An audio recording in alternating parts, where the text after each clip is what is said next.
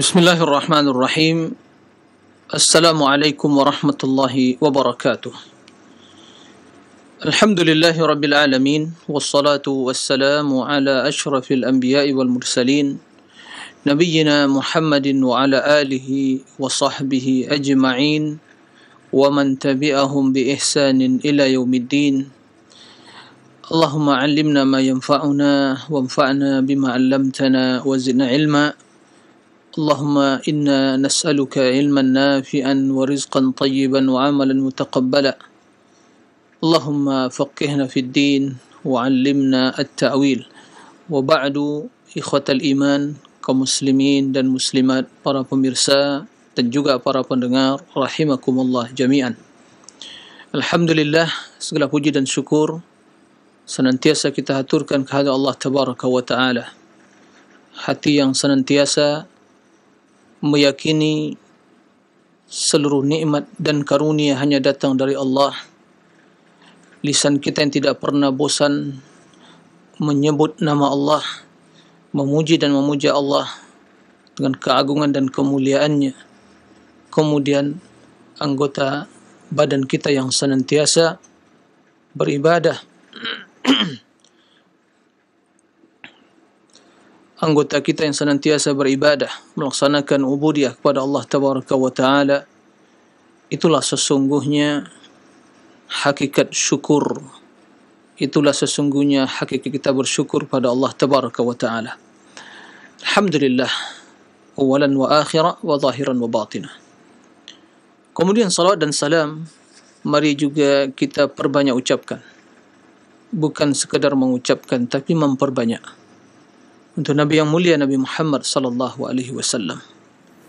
Terutama di hari yang mulia ini, Yaumul Jumu'ah, Sayyidul Ayyam. Nabi sallallahu alaihi wasallam bersabda, "Man shalla alayya salatan wahida, sallallahu alaihi biha asyra." Allahumma salli wa sallim wa barik wa an'im ala abdika wa rasulika Muhammad wa ala alihi wa sahbihi ajma'in. Ikhwatal iman, para pemirsa rahimakumullah. Sebelum kita melanjutkan apa yang menjadi topik pembahasan kita, yaitu mengkaji akidah ahli sunnati wal jamaah. Mengkaji akidah ahli sunnati wal jamaah yang berkaitan dengan tauhid al-asma' wa sifat. Ada satu hal yang perlu kita ketahui bersama, dan yang harus selalu kita ingat, dan kita harus waspada dan memperingatkan yang lain dengan hal itu, yaitu perkara berolok-olok dengan agama, ajaran Islam, atau perihal dan ahwal akhirat, surga dan neraka, pahala atau siksaan, ya, bahwa yang demikian itu merupakan perbuatan yang kufur, berolok-olok dengan agama, berolok-olok dengan Allah, berolok-olok dengan Al-Quran, dan memperolokkan para nabi, berolok-olok dengan hal-hal yang menjadi prinsip iman tentang perihal dan ahwal yaumul qiyamah, menjadikan hal itu sebagai bahan lelucon,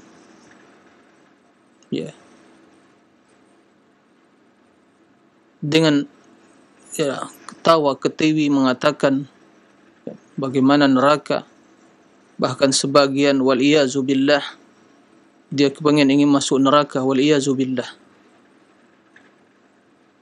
Ya, di sana dia akan ketemu katanya dengan berbagai orang, akan bisa melakukan berbagai acara di sana di neraka, wal-iyazu billah. Ini sebagai pertanda jika dia sebagai seorang yang muslim, maka dia telah kufur dengan hal itu.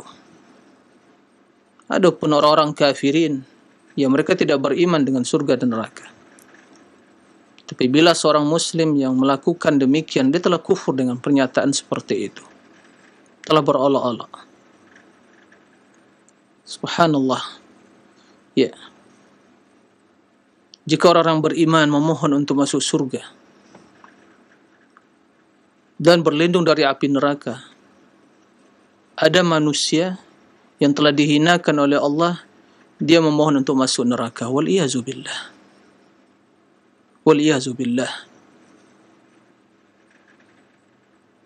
Sungguh hal ini hal yang harus kita waspadai. Jangan sampai muncul dari keluarga kita, karib kerabat kita, orang-orang yang kita cintai, muncul pernyataan-pernyataan kufur, menentang Allah, sombong kepada Allah. Jangankan api neraka, api di dunia ini telah cukup untuk membakar orang-orang yang berbuat dosa dan melakukan maksiat, orang-orang yang kafirin. Baru satu bagian dari sekian, 70 bagian panasnya api neraka. Sebelum orang-orang yang seperti itu berani dengan segala kebodohan, kejahilan, kesombongannya mengatakan iblis telah memperdaya dia, iblis telah menggoda dia, iblis telah menipu dia, iblis telah dia telah menjadi teman dan sahabat bagi iblis, karena iblis tempatnya di neraka. Maka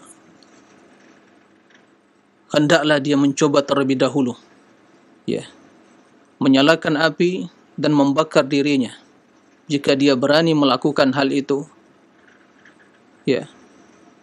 itu baru api di dunia. Kita tidak berbicara sekarang bagaimana tentang neraka, siksaan neraka yang begitu pedih, api neraka, bagaimana azab neraka, semua itu telah jelaskan. Tapi kita ingin menjelaskan kesombongan dan keangkuhan dan kejahilan orang-orang yang menyatakan demikian. Yang menjadi permasalahan, kenapa yang demikian itu dipiralkan, kenapa yang demikian itu di-share di dunia media sosial. Subhanallah. Ini orang-orang yang sungguh telah dihinakan oleh Allah Subhanahu wa ta'ala. Semoga ini menjadi pelajaran bagi kita, bahawa yang demikian itu merupakan bentuk kesombongan dan istihza, berolok-olok dengan agama Allah, dengan azab dan siksaan Allah. Semoga dia atau seorang yang mengatakan demikian itu bergegas untuk kembali kepada Allah, bertaubat sebelum datang ajal, sebelum Allah menyemplungkan dia ke dalam neraka kalau dia mati dalam keadaan kufur dan berolok-olok dengan Allah.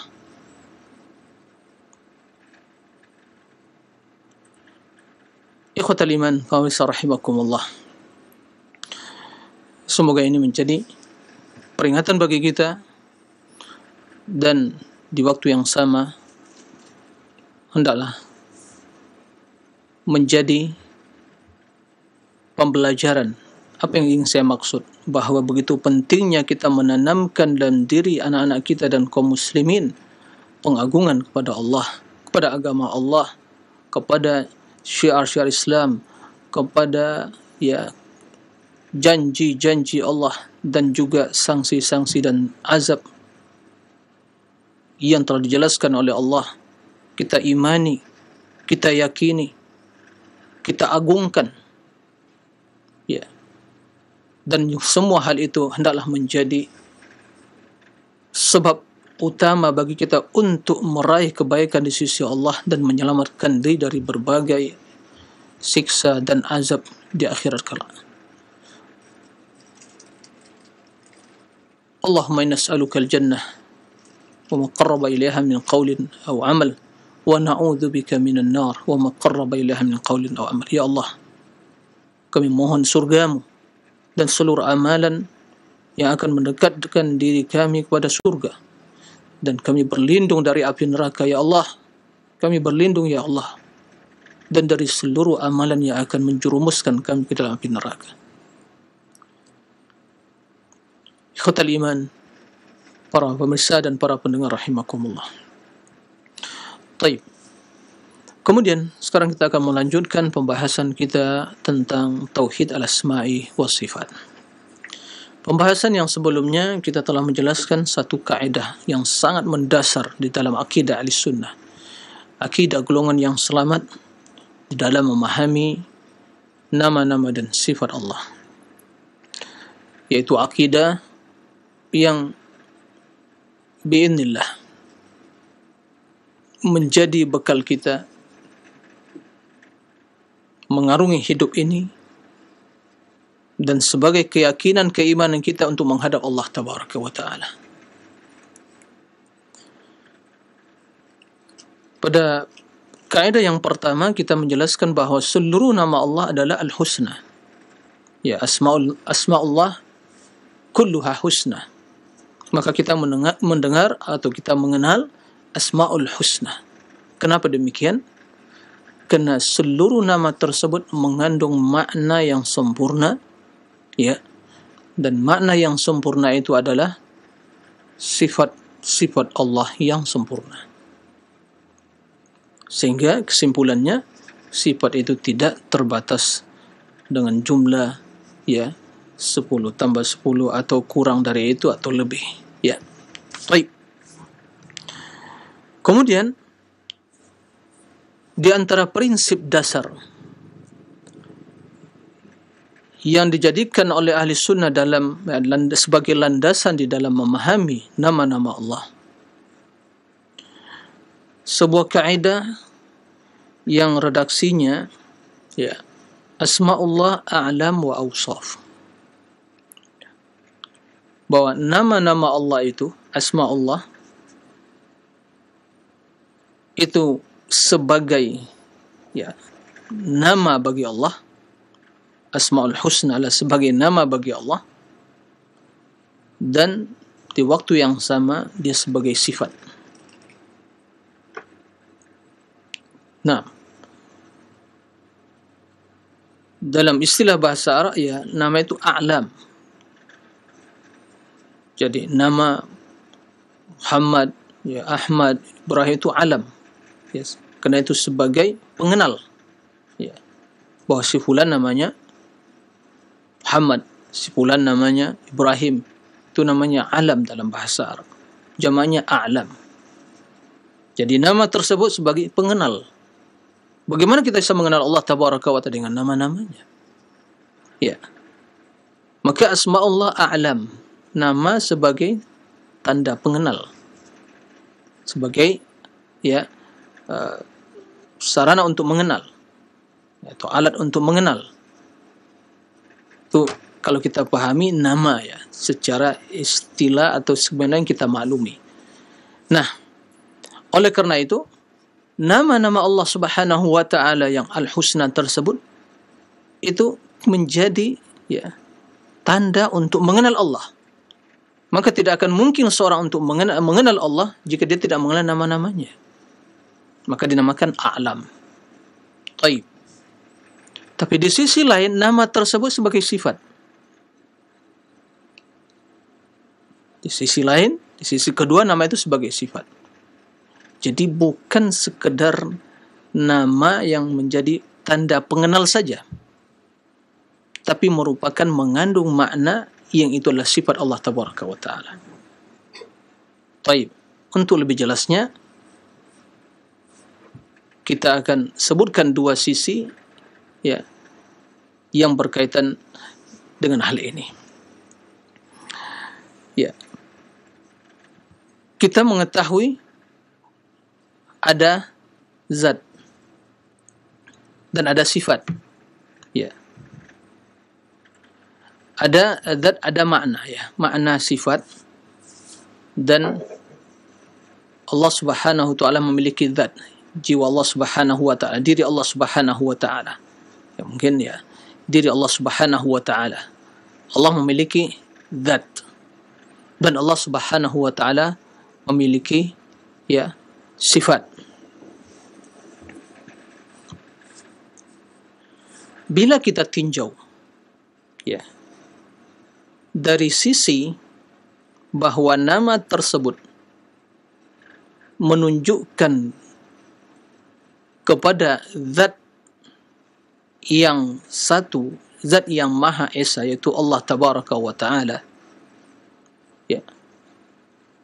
Karena seluruh nama tersebut menunjukkan kepada Allah yang memiliki zat yang Maha Esa, dan zat tersebut memiliki nama. Allah Rabbul Alamin memiliki nama. Nah, karena Allah Subhanahu wa Ta'ala yang Maha Esa, zat yang Maha Esa, ya, tidak berbilang, maka seluruh nama-nama yang kita ketahui dan yang tidak kita ketahui, Asmaul Husna 99 tersebut, ya, maka dari sisi ini itu semuanya sama. Kenapa? Karena semuanya menunjukkan kepada zat yang Maha Esa. Zat yang Maha Esa itu Allah Subhanahu wa Ta'ala. Ya. Sami', Al-Basir, Al-Alim, Al-Qadir, Al-Ulu, Al-Ali, ya, Al-Kabir, Al-Azim, Al-Hamid, Al-Majid, Al-Awwal, Al-Akhir, ya, Al-Zahir, Al-Batin, dan kemudian semua nama-nama Allah Subhanahu wa Ta'ala. Al-Ghafur, Al-Rahim, Al-Malik, Rabb, itu semua menunjukkan pada apa? Zat yang satu. Itu Allah Tabaraka wa Ta'ala. Maka dari sisi ini, sisi yang pertama ini, berarti semua nama itu adalah sama. Karena menunjukkan pada zat yang sama. Ini ditinjau dari sisi, ya, nama-nama tersebut, ya, bila menunjukkan kepada zat yang Maha Esa. Karena semua nama tersebut yang menunjukkan pada zat yang Maha Esa. Maka dalam istilah bahasa Arabnya ini mutaradifah, itu sama, tidak ada perbedaan. Karena semuanya nama bagi Allah. Tayyib. Ini dinamakan a'lam. Ya, karena semua itu nama yang dengan nama tersebut kita mengenal Allah Tabaraka wa Ta'ala. Allah, man, Allah, ya, apa namanya? Itu siapa namanya?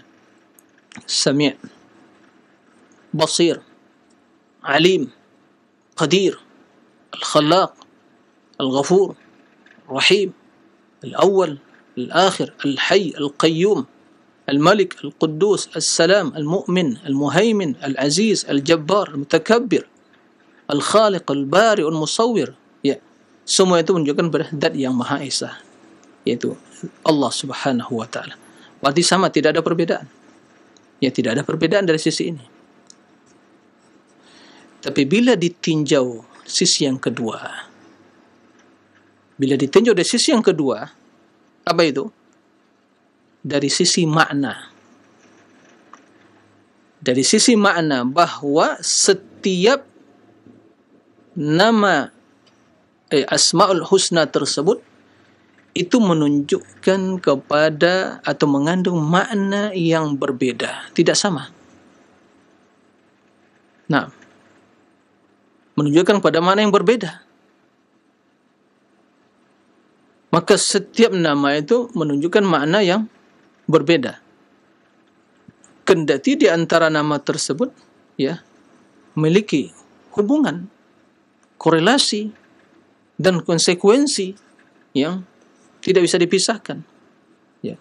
Bahkan sebagaimana yang pernah kita sampaikan, satu nama menunjukkan pada banyak sifat. Ya.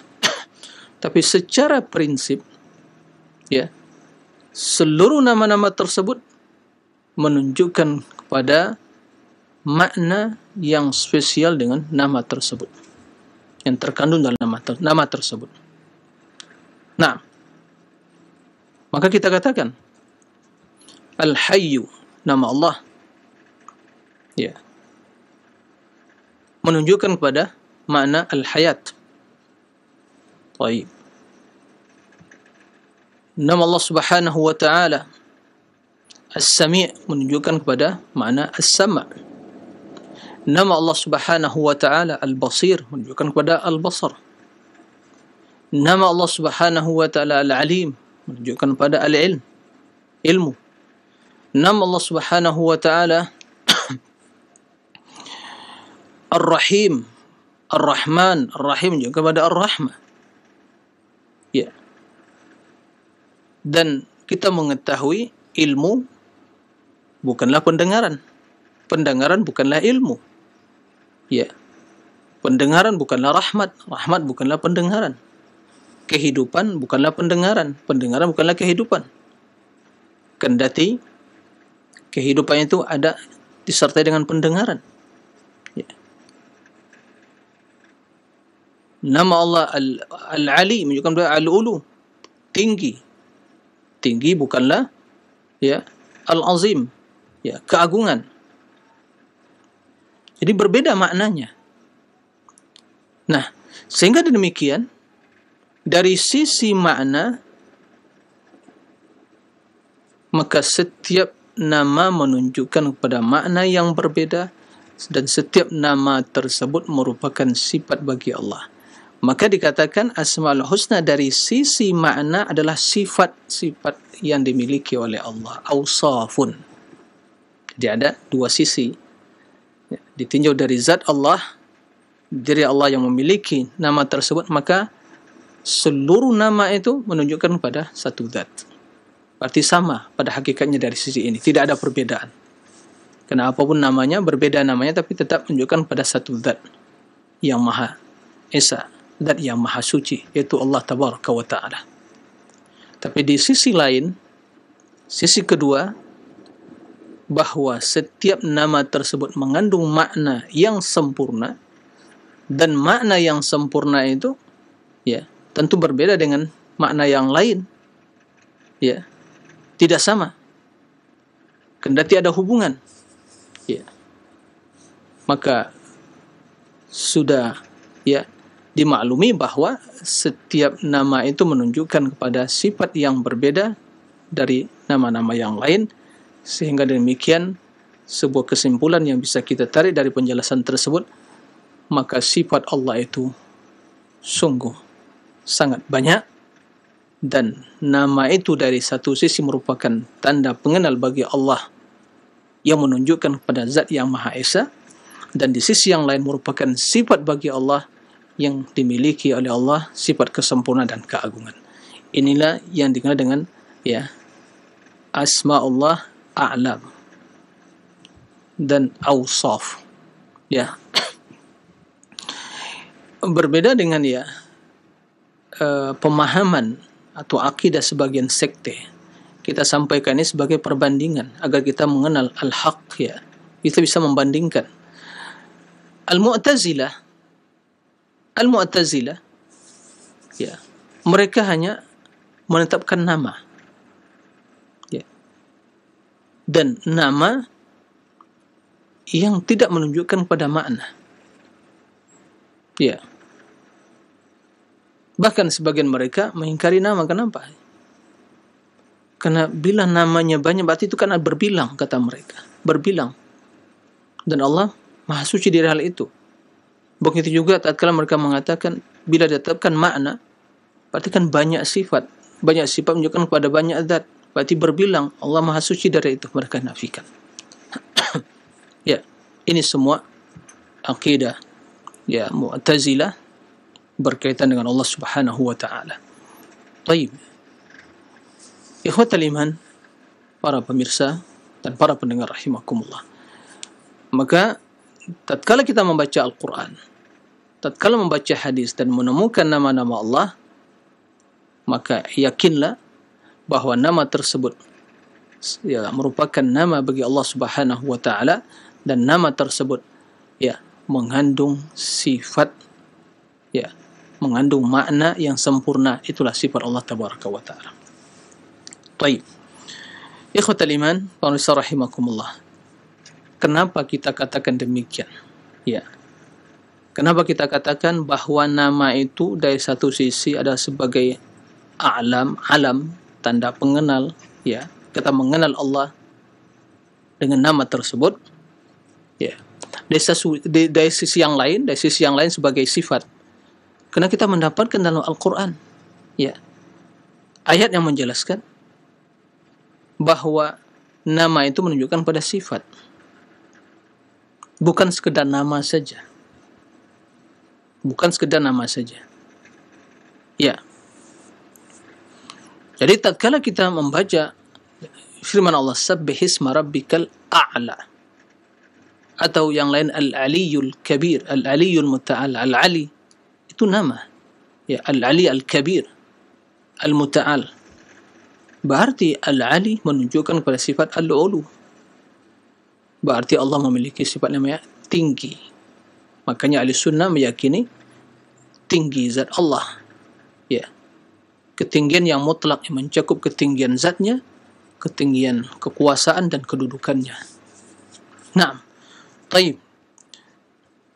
Di dalam Al-Quran, Allah Subhanahu wa Ta'ala menjelaskan, ya, sebagaimana dalam firman-Nya dalam surah Al-Ahqaf, wa huwal ghafurur rahim. Wa huwal ghafurur rahim. Ya. Wa huwal ghafurur rahim, ayat ke-7 disebutkan wa huwal ghafurur rahim. Lihat, wa huwal ghafurur rahim.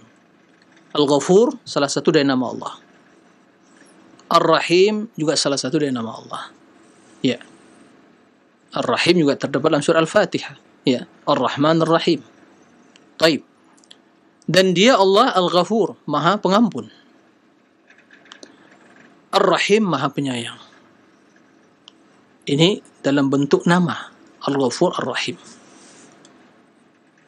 Dan kita mendapatkan dalam surat Al-Kahfi, Allah Subhanahu wa Ta'ala berfirman ayat 58, ya.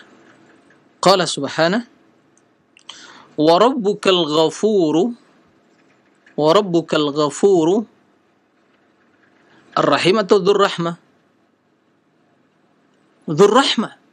Wa rabbukal ghafuru dzur rahmah. Ayat dalam surah Al-Ahqaf, Al-Ghafur Ar-Rahim. Dalam surat Al-Kahfi Allah menjelaskan, ya, wa rabbukal ghafur dzur rahmah.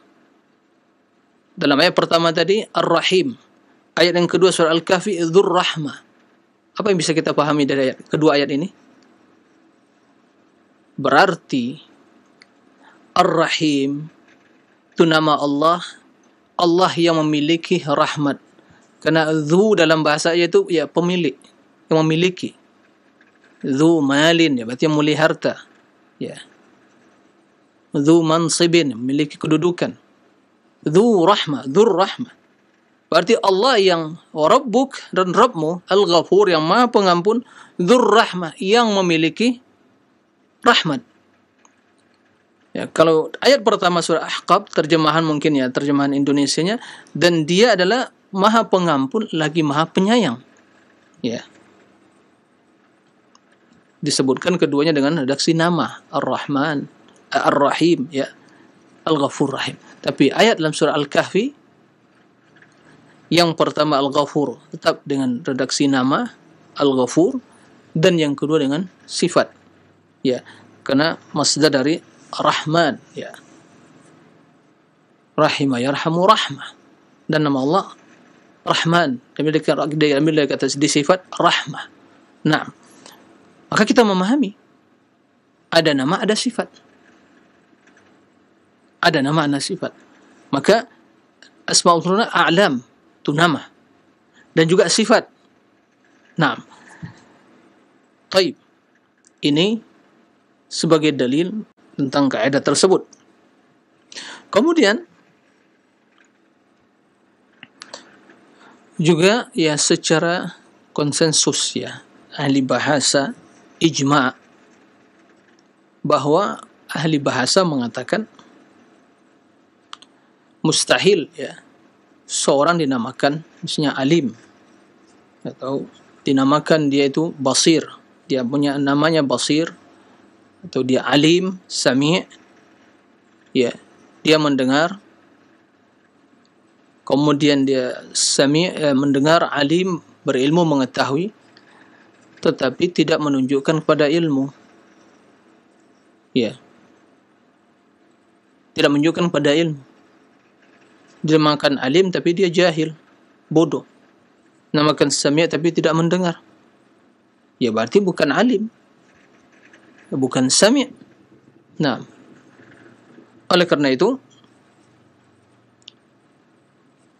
secara dalil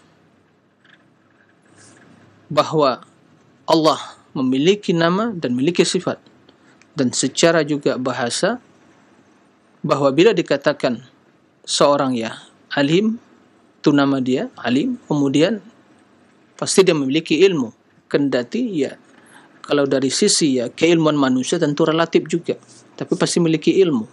Ya, jika hal demikian itu hal yang dimaklumi di kalangan ahli bahasa yang mereka berbicara tentang masalah ya kalimat dan kata, ya apa maksud dan maknanya, maka tentu Allah Subhanahu wa taala yang maha sempurna, tentu Allah lebih berhak, lebih utama memiliki ya makna dari nama Al-Husna tersebut. Ya, berarti nama yang terkandung di dalamnya makna yang sempurna. Nah, ikhwatal iman, para pemirsa rahimakumullah.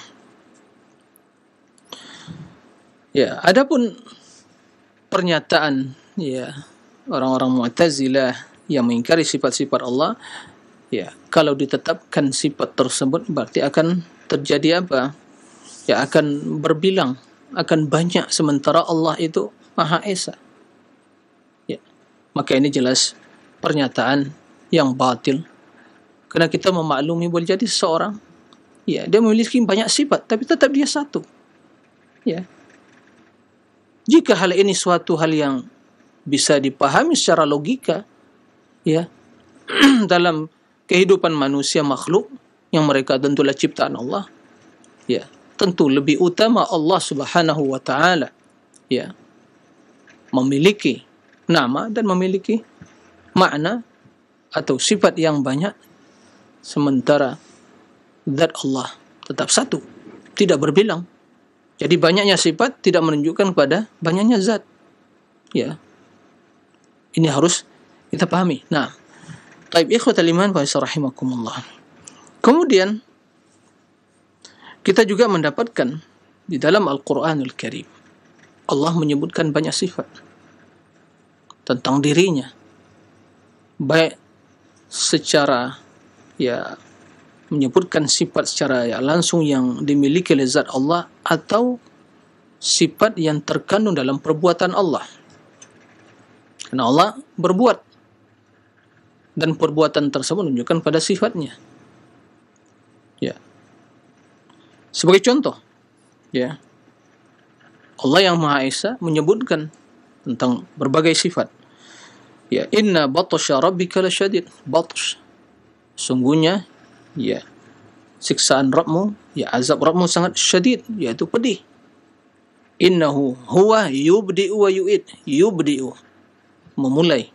Yubdi'u, memulai ciptaan. Wa yu'id, akan membalikan. Itu perbuatan Allah. Dan perbuatan Allah itu menunjukkan pada sifatnya. Nah, wa huwal ghafurul wadud. Al-Ghafur, ya Maha Pengampun, Wadud, Maha Penyayang. Dzul Arsyil Majid, yang memiliki ya Al-Arsy yang agung. Dan Majid di sini bisa ada dua kemungkinan, bisa menjadi sifat bagi Arsy atau sifat bagi Allah. Dan Majid dalam ayat lain merupakan juga nama dari Allah Subhanahu wa taala, Al-Majdu, keagungan. Bisa juga ya Dzul Arsyil Majid, yaitu sifat bagi Arsy. Nah, Arsy adalah makhluk yang agung, makhluk yang terbesar, makhluk yang paling ya yang terbaik. Nah, fa'alul lima yurid. Fa'alul lima yurid. Allah Subhanahu wa taala melakukan apa saja yang dikehendakinya. Jadi Allah menyebutkan berbagai sifat dalam ayat ini, sementara zat Allah tetap satu. Allah Subhanahu wa taala yang Maha Esa. Begitu juga dalam firman Allah Subhanahu wa taala dalam surah Al-A'la, ya sabbihisma rabbikal a'la. Sabbihisma rabbikal a'la. Ya, bertasbihlah, sucikanlah ya dengan menyebut nama Rabbmu yang Rabb Al-A'la, yang Maha Tinggi. A'la itu nama. Maka kalau kita namakan seorang Abdul A'la ya boleh, atau Abdul Ali atau Abdul Muta'al ya. Karena semua itu nama Allah. Menunjukkan kepada apa? Makna al-ulu. Dan al-ulu merupakan sifat Allah tabaraka wa ta'ala. Sifat dzatiyah Allah. Jadi zat Allah itu maha tinggi. Ya. Bukan di mana-mana. Ya, bukan tidak bertempat. Ya. Karena kalau maksud tempat yaitu di luar alam ini, ya, situlah Allah di luar alam ini. Tapi kalau tempat yang dimaksud yang mereka pahami ahlul kalam, kiri kanan depan belakang atas bawah, yang di dalam alam semesta ini, ya Allah di luar itu semua. Karena Allah Subhanahu wa taala maha tinggi. Ya. Arah yang ada bagi Allah bila dibandingkan dengan makhluk hanya ya satu arah. Allah maha tinggi dan makhluk semuanya di bawah Allah Subhanahu wa taala. Baik. Kemudian Allah menjelaskan alladzi khalaqa fasawwa. Khalaq menciptakan. Maka sifat Allah al-khalqu, penciptaan. Fasawwa, dan menyempurnakan. Jadi ciptakan dan sempurnakan ciptaan tersebut. Ya. Walladzi qaddara fahada, dan yang telah qaddar, mentakdirkan, fahada, kemudian menunjuki. Jadi Allah yang menunjuki. Itu sifat Allah Subhanahu wa taala. Qaddara, yang mentakdirkan. Ya, yang menentukan. Taib. Walladzi akhrajal mar'a, dan juga akhraj, ya, yang mengeluarkan ya tanam-tanaman ya yang tumbuh. Nah, dan ayat-ayat yang lain yang menjelaskan tentang sifat Allah Subhanahu wa taala. Oleh karena itu, ikhwatal iman, para pemirsa dan para pendengar rahimakumullah, kewajiban kita sebagai seorang muslim yang menisbatkan diri kepada ahli sunnati wal jamaah adalah menetapkan sifat-sifat yang telah tertera di dalam Al-Quran dan dalam hadis-hadis Nabi SAW sebagaimana yang telah ditetapkan oleh Allah. Kita imani, ya, tidak diselewengkan, ya, tidak diingkari, tidak diserupakan. Tapi sebagaimana akidah Ahlussunnah, Allah memiliki sifat, sebagaimana Allah memiliki Asmaul Husna, ya, tiada yang bersekutu dengan Allah dalam nama tersebut, kendati dari sisi ya nama sama, tapi hakikat berbeda. Ya. Maka tidak ada yang bersekutu dengan Allah dalam hakikat tersebut. Ya. Kalau sekedar nama, ya ada kesamaan. Karena Allah juga mengatakan, ya, faja'alnahu sami'an basira. Tapi bukan ya kesamaan dari sisi nama ya menunjukkan kepada kesamaan dari hakikatnya. Nah, ini yang harus dipahami. Ini yang harus dipahami, bahwa sekedar sama dalam nama atau istilah bukan berarti sama hakikat dan makna yang sesungguhnya. Ikhwatul iman, para pemirsa, kaum muslimin dan muslimah di mana saja berada. Nah, kenapa kita katakan bahwa secara logika bahwa alasan orang-orang yang mengingkari sifat, bahwa bila ditetapkan sifat lebih dari satu atau setiap nama menunjukkan kepada sifat, berarti akan terjadi ya banyak sifat, berarti berbilang, ya, bahwa yang demikian itu kata mereka tentu Allah Maha Suci dari sifat berbilang tersebut. Allah Maha Esa. Maka kita katakan bahwa secara logika pernyataan seperti itu adalah hal yang batil. Kenapa demikian? Karena kita mengetahui bahwa sifat-sifat tersebut adalah sifat yang ada pada zat, bukan sifat yang terpisah. Ya. Jadi Allah memiliki zat yang Maha Esa Dan sifat-sifat tersebut ia ada pada zat yang Maha Esa tersebut, enggak terpisah, ya. Kecuali kalau terpisah zatnya, maka ini jelas akan menunjukkan pada berbilang lebih dari satu. Akan tetapi sebagaimana yang kita ketahui dan kita maklumi, Allah Maha Esa, zatnya Esa, ya, tidak berbilang, tidak ada sekutu baginya. Nah, Qul huwallahu ahad, ya. Maka pernyataan bahawa bila ditetapkan sifat itu akan terjadi yang namanya ta'addud fi dzawat, yaitu berbilang dari sisi zat, yaitu lebih dari satu, maka ini pernyataan yang batil, ya. Bahkan sebagai, ya, pendekatan bagi kita agar kita lebih memahami dalam hal ini, kita melihat apa yang ada, ya, di alam semesta ini adalah ciptaan Allah, berarti telah ada, maujud, ya, maujud. Dan setiap yang ada memiliki zat, dan kita mendapatkan, ya, sebagian zat yang ada di permukaan bumi ini memiliki lebih dari satu sifat. Tapi apakah zat tersebut berbilang? Tidak, dia satu tapi sifatnya lebih, ya. Jika hal ini terjadi di kalangan manusia atau makhluk yang ciptaan Allah, maka Allah Subhanahu wa ta'ala lebih utama dari itu.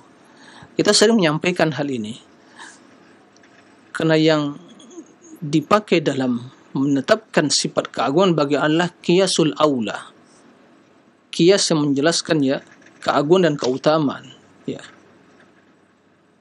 Artinya jika manusia memiliki suatu sifat yang mulia, dan sifat tersebut yang memberikan siapa? Ya tentunya Allah, karunia dari Allah, maka Allah tentu lebih utama memiliki kemuliaan dan kesempurnaan.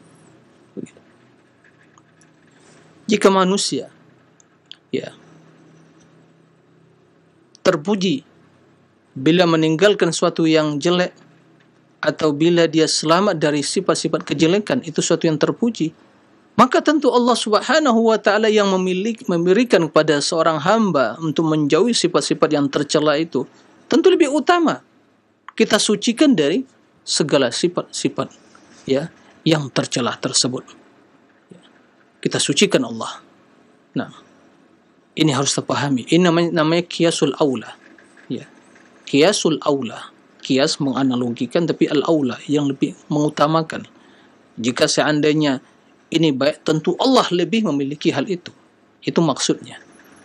Dan ini tidak ada masalah.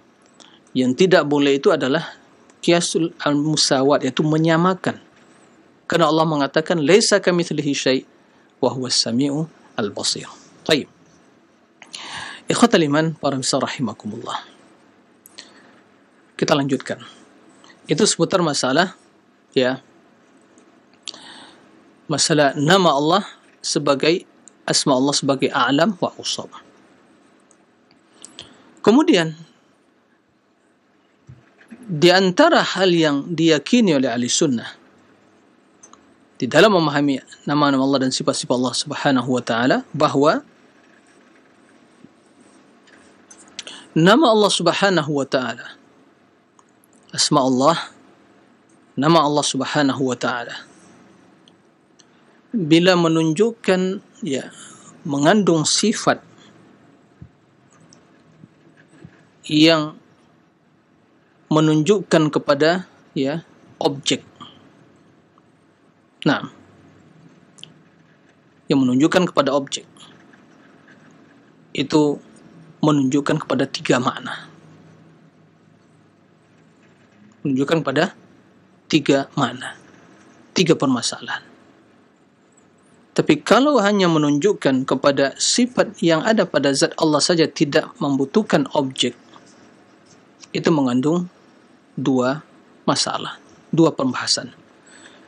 Ya, contoh, ya, sifat Allah Subhanahu wa ta'ala, nama Allah Subhanahu wa ta'ala As-Sami'. Sami' itu Maha mendengar. Berarti menunjukkan pada sifat as-sam'u, pendengaran. Berarti pendengaran ada objeknya, berarti ada yang didengar. Taib. Diulangi, as-sami'. Ini nama Allah.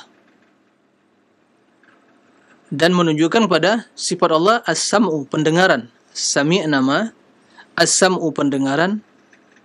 Dan pendengaran itu ada yang membutuhkan objek, arti ada sesuatu yang didengar. Ya.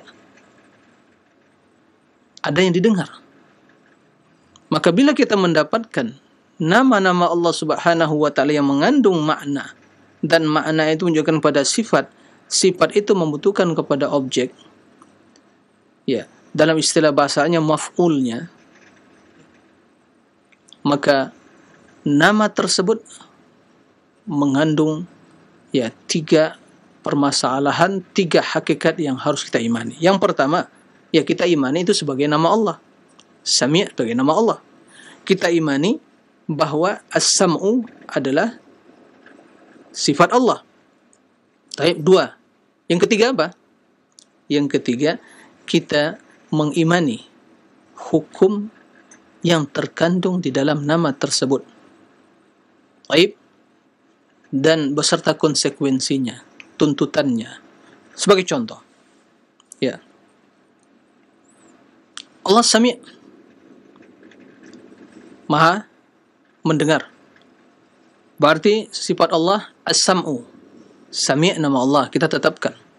As-sam'u pendengaran. Berarti sifat Allah as-sam'u. Hukum yang berkaitan dengannya apa? Kita tetapkan bahwa Allah mendengar semuanya. Ya, tidak ada yang tersembunyi. Tidak ada yang tersembunyi dari pendengaran Allah. Mendengar semua suara, mendengar semua bisikan hati, mendengar, tidak ada yang tersembunyi. Lalu apa konsekuensinya? Maka banyaklah berdoa kepada Allah. Ya, memohon kepada Allah mendengar doa kita. Dan kalaupun berdoa enggak perlu teriak-teriak. Kenapa? Kenapa harus teriak-teriak? Angkat suara. Yang kita suruh mendengar. Ya, sami'un. Subhanallah. Ya. Sami'un. Oleh karena itu, lihat bagaimana pendengaran Allah Subhanahu wa taala yang ya menuntut atau yang konsekuensi dari pendengaran tersebut, mendengar semuanya, tidak ada yang tersembunyi. Ya, bagi Allah Subhanahu wa taala mendengar bisikan hati. Sampai-sampai dijelaskan oleh Aisyah radhiyallahu anha, ada seorang wanita yang mujadilah yang datang pada Nabi yang mengadukan tentang suaminya yang menzihar dia, yang mengatakan kamu seperti punggung ibuku. Ya, dalam surat Mujadilah dia berbicara, dan ya hujrah kamar Nabi SAW sama Aisyah kecil. Ya, seorang mujadilah berbicara dengan Nabi. Ya, di antara perkataan mujadilah seorang wanita tersebut, ya, tidak didengar oleh Aisyah, bahkan tidak dipahami apa maksudnya. Ya, berarti dia berbicara dengan suara yang rendah sekali. Akan tapi kata Aisyah, kendati Aisyah tidak mendengar, padahal dia di samping Nabi SAW, tidak mendengar apa yang diadukan oleh seorang wanita tadi kepada Allah, kepada Rasulullah SAW. Tapi kata Aisyah radhiyallahu anha bahwa yang demikian, faqad sami Allah kalamaha min fawqi sab'i samawat. Oleh itu Allah mengatakan, qad sami Allahu qaulal lati tujadiluka fi zawjiha wa tashtaki ila Allah. Qad sami Allah, sungguh telah mendengar. Subhanallah. Perkataan mujadil seorang wanita yang mengadukan perihal suaminya kepadamu. Tahawurakumah, dia berbicara, ya, berbincang-bincang pada Nabi SAW, mengadukan permasalahan bagaimana hukumnya. Dia telah menzihar saya, mengatakan saya seperti punggung ibunya. Apa hukumnya? Allah jelaskan ya dalam surat Al-Mujadil. Tapi yang menjadi permasalahan, ya, yang menjadi inti permasalahan dalam pembahasan kita adalah pendengaran Allah, karena nama Allah Sami' dan sifatnya Sam'u, dan hukumnya Allah mendengar semua suara. Yang tersembunyi, tak ada yang tersembunyi bagi Allah Subhanahu wa taala. Berbeda dengan pendengaran kita. Ya. di belakang dinding kita tidak bisa mendengar. Bahkan banyak ya dalam perkataan yang mungkin seorang yang mungkin hanya jarak antara mungkin 2 meter 1 meter tidak mendengar apa yang terjadi di antara mereka. Ya. Subhanallah. Ini yang kita sampaikan tadi, bahwa bila nama tersebut menunjukkan pada sifat-sifat itu membutuhkan objek, maka 3 hal yang wajib kita imani. Yakini bahwa itu nama Allah, tetapkan itu sifat Allah, dan tetapkan hukum-hukum yang berkaitan dengan yang demikian itu. Baik. Ikhwatal iman, ya, para pemirsa dan juga para pendengar rahimakumullah. Bahkan dalam hal ini sebagian para ulama ya menjelaskan, mereka berdalil dengan firman Allah, illal ladzina tabu min qabli an taqdiru alaihim fa'lamu anna Allah ghafurur rahim, yaitu gugurnya hukum ya al-had bagi qutta'ut tariq, yaitu para perampok. Sanksi ya digugurkan dari mereka, tidak disangsi tatkala mereka telah bertaubat. Kenapa demikian?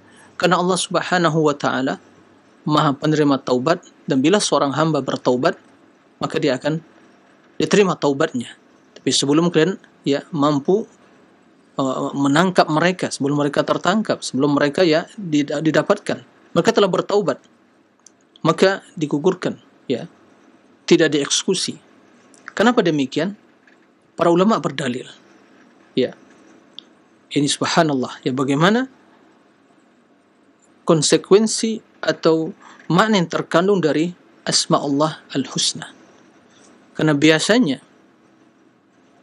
bahkan bukan biasanya, dalam kita perhatikan redaksi Al-Quran, itu antara ya nama Allah yang sering Allah menutup ayatnya dengan nama-nama Allah Subhanahu wa taala, itu memiliki korelasi, hubungan dengan permasalahan yang sebelumnya.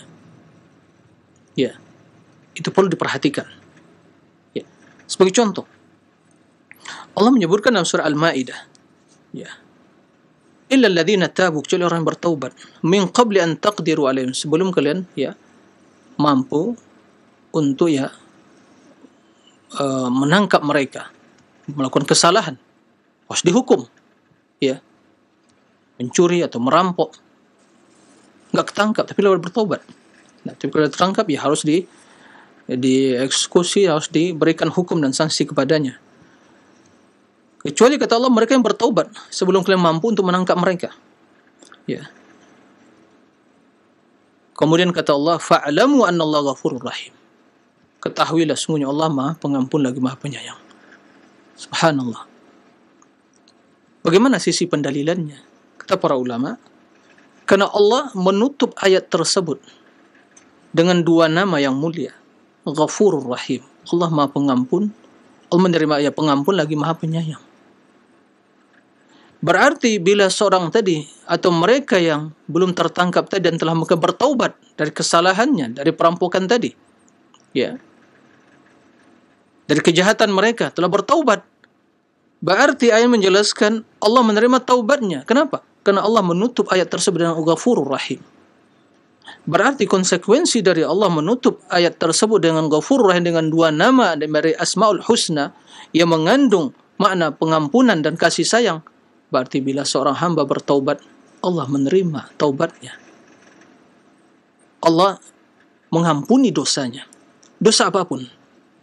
Sehingga kalau mereka telah bertaubat sebelumnya ditangkap, berarti sungguh Allah telah memaafkannya. Maka kata para ulama, ya, gugur hukum atau sanksi tadi dari bagi dirinya. Subhanallah. Lihat bagaimana ya kedalaman para ulama ya di dalam memahami ayat-ayat Allah. Seharusnya seperti itu. Oleh karena itu, kenapa dalam masalah taubat dan istighfar itu ya diakhiri dengan nama Huwal Ghafurur Rahim. Ya. Sa'astaghfiru lakum rabbi innahu Ghafurur Rahim. Akan aku yang mohonkan keampunan bagi kalian kepada Rabbku, karena Allah Ghafurur Rahim. Kenapa ditutup dengan Huwal Alimul Hakim? karena konteksnya tidak pas, ya. Karena ini berbicara tentang masalah mohon keampunan, maka yang pas ditutup dengan apa? Nama Allah Ghafurur Rahim. Dalam berdoa, ya, Sami'ul Alim, ya kan? Sami'ul Alim. Kenapa? Karena Allah Sami'. Tidak cocok di sini wal Aliyul Kabir, tidak cocok. Kenapa? Karena permasalahan konteks berdoa. Kalau berdoa berarti kita memohon, mengadu kepada Allah, berbicara, mengangkat permohonan. Allah mendengar dan mengetahui doa kita. Maka jangan bosan berdoa. Subhanallah. Kalau kita perhatikan satu persatu Asmaul Husna yang merupakan penutup dari setiap ayat, subhanallah, itu luar biasa. Ya, silakan itu direnungi dan diperhatikan, ditadabbur.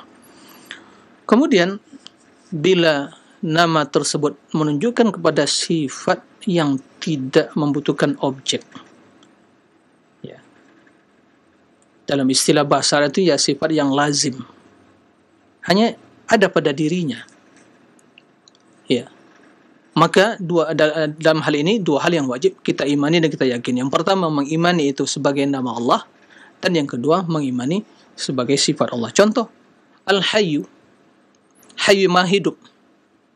Beda ya, Ahya yang menghidupkan, berarti ada yang dihidupkan. Ini Al-Hayyu yang maha hidup. Di antara nama Allah Al-Hayyu, ya, berarti kehidupan yang ada pada diri Allah, kehidupan yang sempurna, yang tidak didahului dari ketidakadaan dan tidak diakhiri dengan kefanaan sebagaimana yang terjelaskan pada kaidah yang pertama, ya, atau pembahasan yang sebelumnya. Maka kita imani Al-Hayyu nama Allah dan Al-Hayatu sifat Allah. Nah, karena ini nama yang menunjukkan pada sifat yang tidak membutuhkan kepada objek. Nah, taib.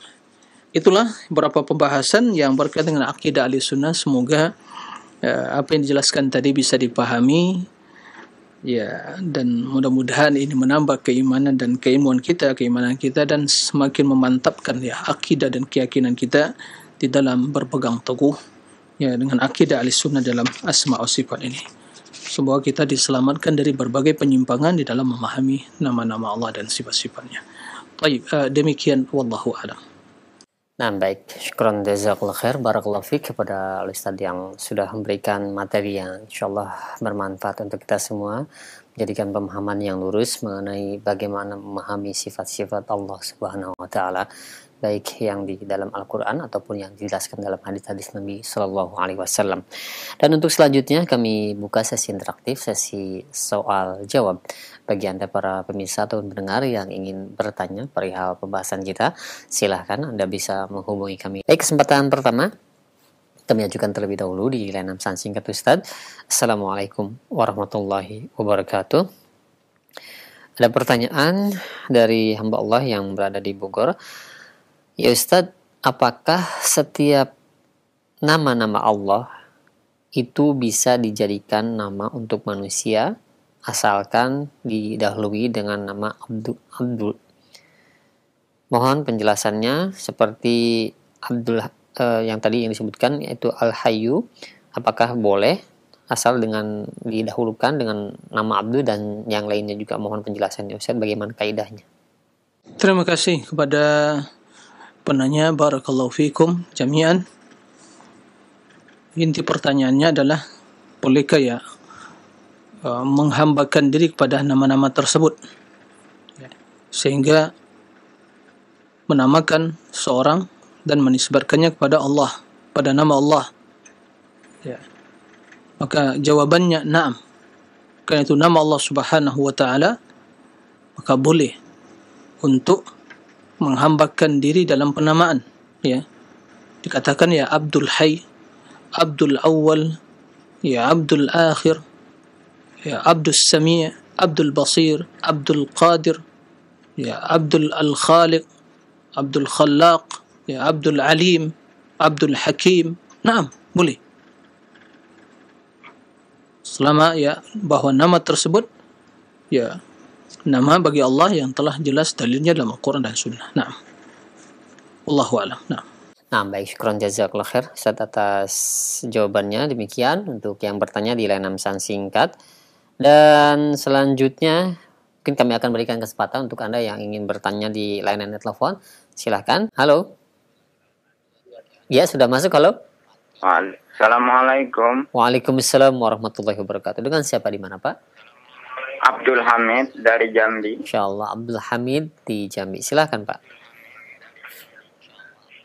Yang saya tanyakan tentang kan dari dulu kan yang diajarin dari nenek moyang kan sifat 20. Iya, sifat yang 20. Iya, tidak mengenal asma husna walaupun kenal mereka nggak memahami begitu dalam.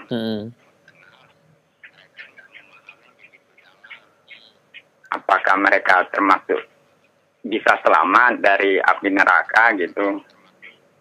Iya, baik. Itu saja, Pak, ya. Ya, itu aja, Pak. Baik, iya. Terima kasih banyak Pak Abdul Hamid di Jambi. Ditunggu jawabannya. Terima kasih kepada Pak Abdul Hamid. Ya, ini sebagai bukti juga ya, Al-Hamid di antara nama Allah. Maka Bapak Abdul Hamid menisbatkan diri kepada ya Al-Hamid, ya Abdul Hamid. Jadi ini sebagai bukti bahwa boleh kita yang menghambakan atas dengan di dalam penamaan kepada Allah Tabaraka wa Ta'ala. Barakallahu fiik ya Pak Abdul Hamid atas pertanyaannya, ya, dan juga semoga Allah memberkahi kita semua dan ya memberikan kepada kita, membuka pintu hati kita untuk bisa menerima kebenaran dan mengamalkannya. Baik, sesungguhnya kalau kita berbicara dengan jujur, ya akidah ma'rifatullah azza wa jal, mengenal Allah tabaraka wa ta'ala adalah perkara yang sungguh telah jelaskan Rasul sallallahu alaihi wasallam, telah terdapat penjelasan dalam Al-Quran dan hadis yang sahih. Tatkala Allah Subhanahu wa taala menurunkan Al-Quran lewat Jibril kepada Nabi sallallahu alaihi wasallam, dan di dalamnya Allah menyebutkan nama-namanya dan sifat-sifatnya, karena Allah Subhanahu wa taala ingin memperkenalkan dirinya kepada kita. Ya. Agar kita mengetahui bahwa Allah yang kita ibadati, Allah yang kita agungkan memiliki kemuliaan, keagungan, ya, dan seluruh kesempurnaan.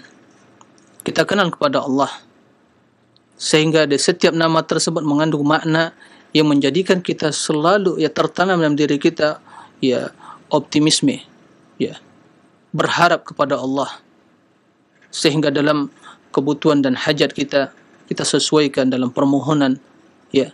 Karena terkadang kita berdosa, terkadang kita ya lalai, terkadang kita dalam kondisi sulit dan kita memohon berdoa, maka semua disesuaikan permohonan dengan nama-nama tersebut. Jadi Allah ingin memperkenalkan ya dirinya kepada hamba, dan tidak ada cara jalan lain untuk bisa mengenal Allah selain daripada mengenal nama-nama dan sifat-sifatnya. Nah, baik. Tadi kaidah yang telah kita jelaskan, maka ya, dalam penjelasan kaidah yang pertama sering saya berulang-ulang kali disampaikan, dan sekarang juga pembahasan yang disampaikan juga, setiap nama menyebutkan pada sifat, itu kaidah. Ya. Nah, dari sini kita akan memahami pembatasan dengan jumlah tertentu ini tidak ada dalilnya. Tidak ada dalilnya. Nah, dan tidak begitu yang diajarkan Nabi SAW dan para sahabat. Ya, kalau kita mungkin bercerita, itulah mungkin dari secara turun-turun dan mulai moyang kita, ya mungkin sebatas itu pengetahuan mereka. Ya, tapi sesungguhnya akidah yang diyakini ahli sunnati wal jamaah, mereka tidak membatasi sifat dengan jumlah tertentu. Kaidahnya setiap ya yang terdapat dalam Al-Quran, sifat-sifat Allah, baik secara langsung sebut yaitu sifat, atau yang terkandung dalam nama-nama Allah atau perbuatannya, ya, maka mereka tetapkan, karena Allah yang menjelaskan hal itu, karena Allah yang menisbatkan pada dirinya, dan Allah tidak menisbatkan pada hambanya, makhluknya. Sebagaimana juga Allah Subhanahu wa ta'ala menetapkan, menisbatkan berbagai sifat kepada hambanya, sehingga masing-masing dari sifat tersebut sesuai dengan ya keadaan, ya sesuai dengan keberadaan masing-masing dari zat. Ya Allah zat yang maha sempurna, ya maha suci, maha agung, maha baik, maha agung dan maha ya semua kebaikan, kesempurnaan, maka tentu sifatnya sesuai dengan keagungan, kemuliaan, kebesaran dan kesempurnaan. Tatkala manusia juga memiliki sifat, mereka mendengar, juga melihat, mereka hidup juga berilmu. Tapi ilmu mereka terbatas, hidup mereka terbatas, juga pendengaran mereka terbatas, maka ya sesuai dengan keberadaan mereka.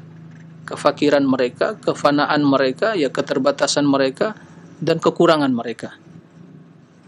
Maka semua yang Allah tetapkan, kita tetapkan. Tanpa dibatasi. Nah, sesungguhnya konsep dari yang namanya dikenal dengan sifat 20 tadi, ya itu bermula dari sifat 7 yang ditetapkan oleh sekte Kullabiyah sebelumnya, pengikut Muhammad bin Kullab, yaitu al-hayat, al-iradah, al-qudrah, al-sam'u, al-basaru, kemudian al-ilmu, al-kalam, 7. Kemudian dipecah lagi menjadi sifat al-ma'nawiyah. Tadi sifat ma'ani, ya menunjukkan pada sifat.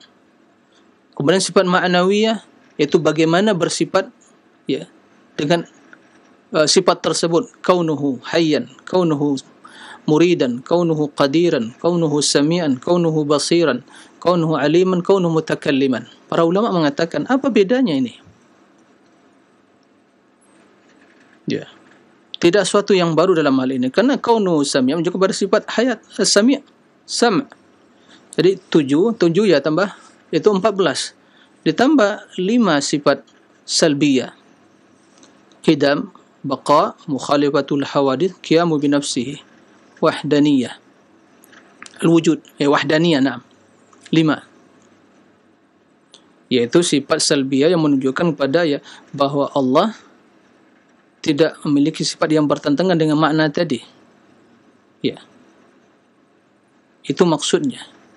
Berbeda sifat salbiyah dengan ahli sunnah, berarti sifat-sifat yang dinafikan oleh Allah yang menunjukkan kepada makna yang berlawanan dengan sifat tersebut.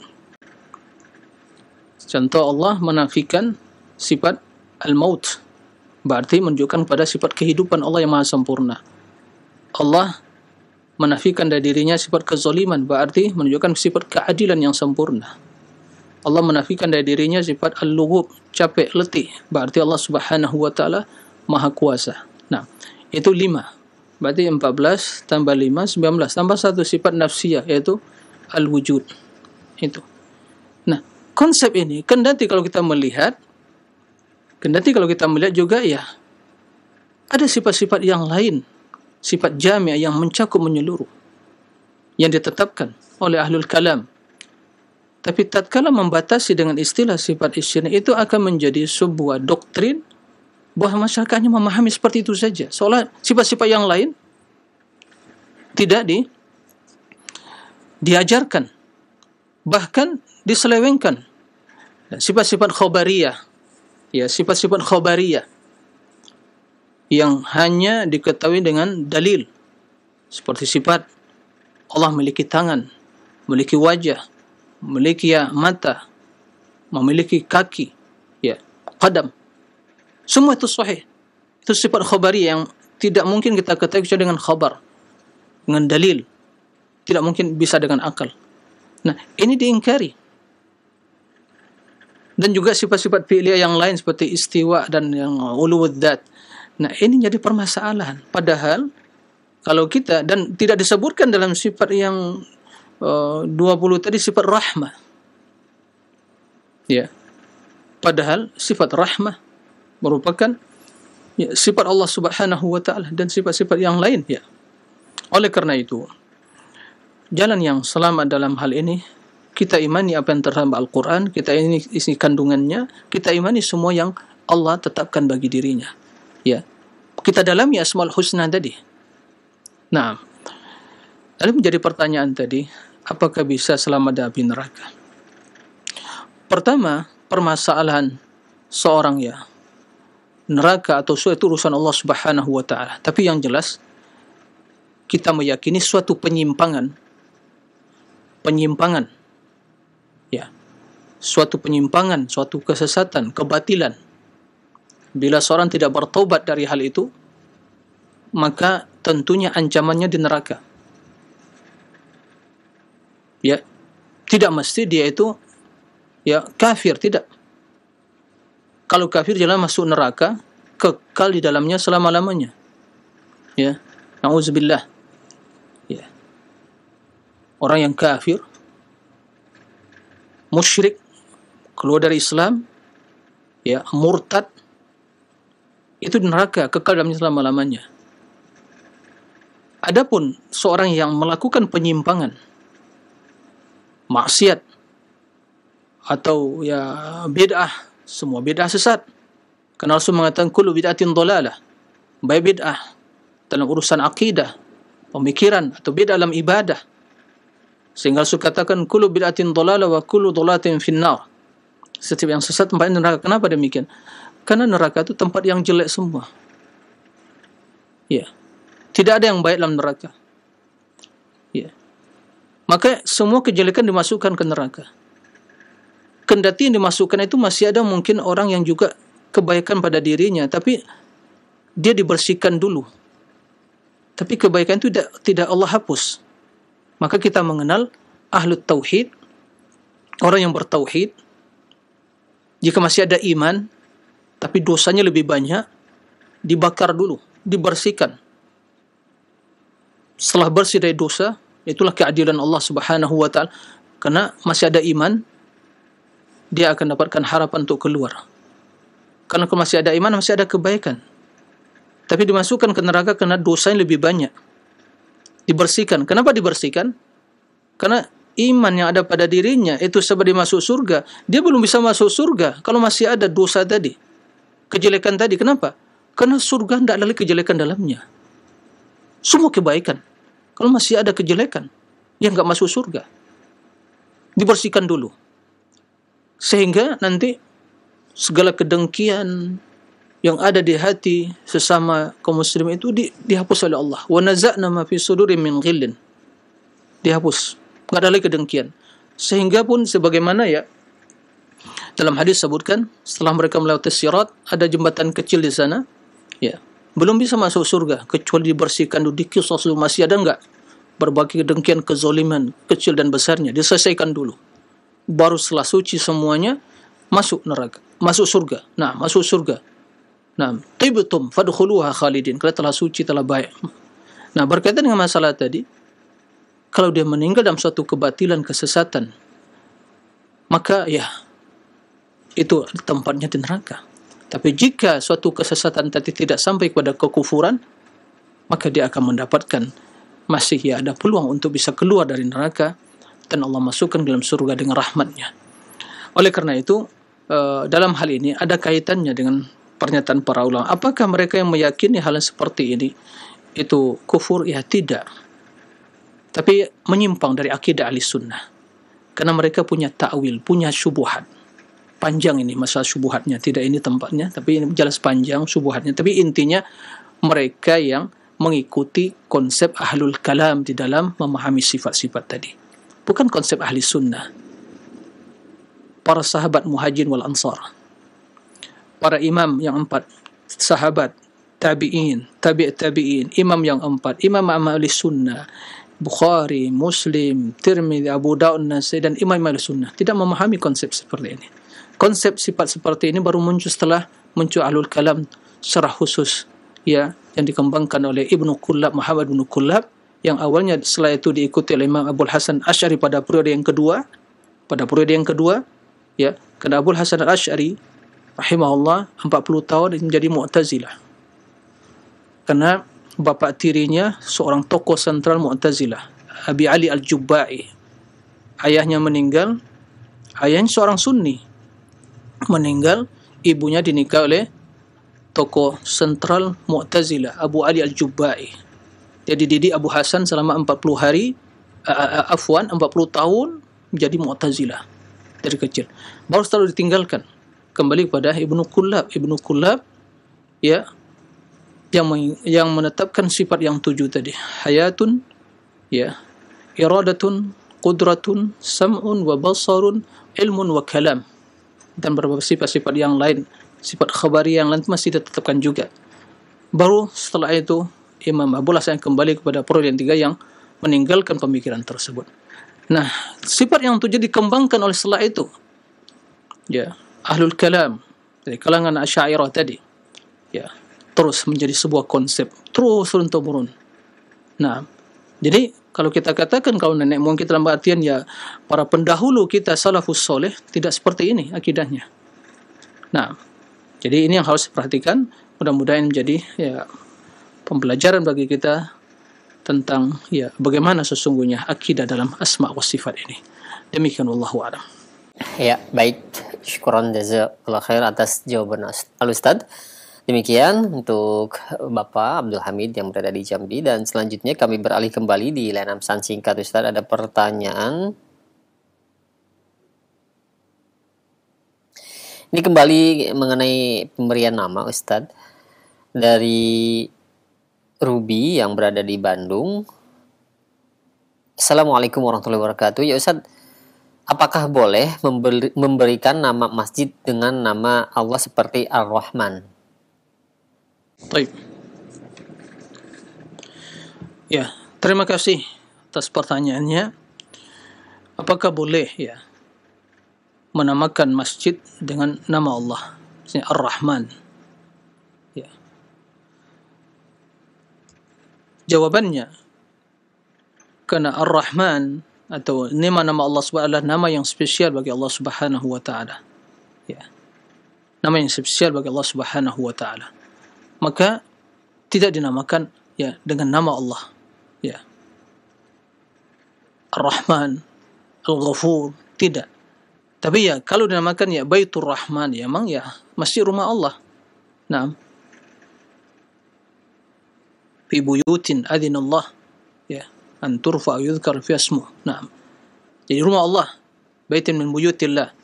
Maka tidak dinamakan ya dengan nama Allah, tapi dinisbatkan kepada Allah, Baitur Rahman, ya. Adapun dengan nama yang Darussalam, Masjid Darussalam misalnya, seperti dia, memang tempat yang salam, yang selamat.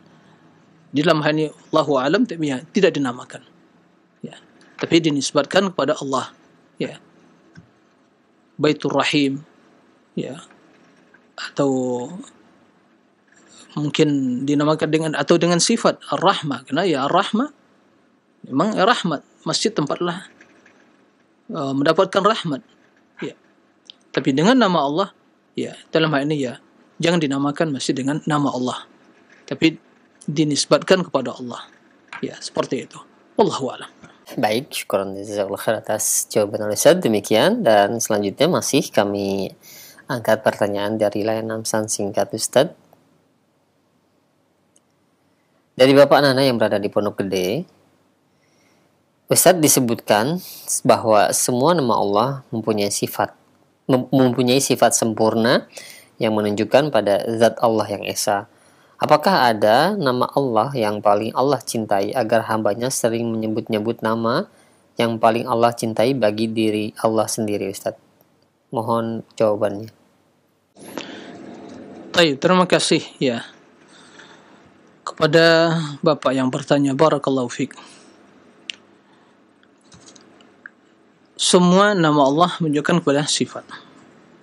Artinya menjadi pertanyaan, apakah ya nama atau nama yang paling dicintai Allah Tabaraka wa Ta'ala? Ya, dalam sebagian hadis disebutkan bahwa ada istilahnya nama Ismullah Al-A'zam, ya, nama Allah yang paling agung. Ya, sebutkan juga Al-Hayy, ya, Al-Hayy Al-Qayyum, ya. Akan tapi apakah Allah lebih mencintai nama tersebut atau yang lainnya? Ya, tidak disebutkan seperti itu. Akan tetapi yang jelas Allah Subhanahu wa taala, yaitu nama Allah Subhanahu wa taala nama yang agung, nama yang mulia. Nah, sehingga Allah Subhanahu wa taala mencintai semua namanya, karena nama yang baik. Ya, sebagian para ulama menyebutkan, kalau kita perhatikan dalam surah Al-Baqarah, ya, dalam surat Al-Fatihah terdapat di sana nama-nama Allah Subhanahu wa taala. Ya, bismillah, ya Allah, jelas ya, semua nama kembali kepada Allah. Bismillah. Kemudian Ar-Rahman Ar-Rahim, Malik Yaumiddin. Ya. Ar-Rahman Ar-Rahim, Allah Rabbul Alamin, Rabb. Nah, menunjukkan pada rububiyah. Ar-Rahman menunjukkan kepada rahmah. Kemudian Allah menunjukkan pada uluhiyah. Oleh karena itu, semua nama dicintai Allah. Tapi disebutkan dalam sebagian hadis bahwa di sana ada nama Al-Asma'ullah Al-A'zam. Ya. Apabila ya Allah diseru dengan nama tersebut, maka Allah akan mengabulkan. Di antaranya Al-Hayyul Qayyum. Ya. Wallahu alam, ya, apakah ada nama-nama yang spesial yaitu Allah lebih mencintainya? Wallahu alam, ya. Mungkin saya cross check lagi, ada penjelasan dari para ulama tentang hal ini, tapi yang jelas semua nama Allah Asmaul Husna. Asmaul Husna sebagaimana yang kita jelaskan tadi mengandung seluruh kesempurnaan. Ya, makna kesempurnaan. Karena Al-Husna, makna Al-Husna yang telah ya sampai pada puncak yang terbaik tadi. Berarti semua baik. Nah, semua baik. Sebagaimana Allah Subhanahu wa taala mencintai semua kalamnya, perkataannya, karena kalamullah. Nah, kendati di antara kalamullah ya Al-Qur'an ada surah yang lebih agung. Ya. Ayat yang lebih agung adalah ayat kursi, karena mengandung nama dan sifat-sifat Allah yang begitu banyak. Bukti-bukti tauhid. Surah yang paling agung adalah surah Al-Fatihah dan surat Qul Huwallahu Ahad yang menyamai sepertiga Al-Quran. Kenapa? Karena juga terdapat pengagungan terhadap ya penjelasan tentang sifat-sifat Allah. Ya. Ikhlas di dalam menjelaskan keagungan Allah, mensucikan Allah dari berbagai ya tandingan, penyerupaan. Ya. Qul Huwallahu Ahad, Allahus Samad, lam yalid wa lam yulad wa lam yakul lahu kufuwan ahad. Sehingga ada seorang sahabat yang dalam solat fajarnya dia hanya rakaat pertama dan kedua mengulang-ulang surat itu saja, Qul Huwallahu Ahad. Ditanya, kenapa kamu melakukan hal itu? Li'anna fihi ismur Rabbi. Karena dalam surat ada nama-nama Allah dan saya mencintainya. Maka kata Rasulullah SAW, ya, dengan demikian Allah masukkanmu ke dalam surga. Subhanallah. Jadi ini yang bisa saya berikan jawaban tentang masalah pertanyaan tersebut. Wallahu a'lam. Nah. Ya, baik, syukran jazakallahu khair atas jawaban Ustaz. Demikian untuk yang bertanya. Dan selanjutnya masih kami ajukan pertanyaan dari layanan pesan singkat Ustaz. Dari Mega yang berada di Tangerang. Ya Ustaz, Asmaul Husna yang banyak tertulis di dalam Mushaf Al-Quran, di situ ada 99 dan sudah tersusun. Apakah memang susunannya seperti itu, ataukah kita boleh menghafalkannya dengan cara mengacak dari susunan yang telah ditulis banyak di dalam Al-Quran tersebut, Ustaz? Ya, baik. Terima kasih. Ya, pertama yang perlu diketahui, kita meyakini bahwa 99 Asmaul Husna itu, ya Asma Allah Al-Husna, itu bukan membatasi dengan jumlah tersebut, yang saya pahami terlebih dahulu. Ya, tidak. Tapi keutamaan 99 itu ya barang siapa yang menguasainya, yang menghafalnya dan mengetahui maknanya dan mengamalkan isi kandungannya, ya berbudiah kepada Allah dengan nama-nama tersebut, maka dia akan masuk surga. Itu maksud, ya, bukan saja hanya menghafalnya.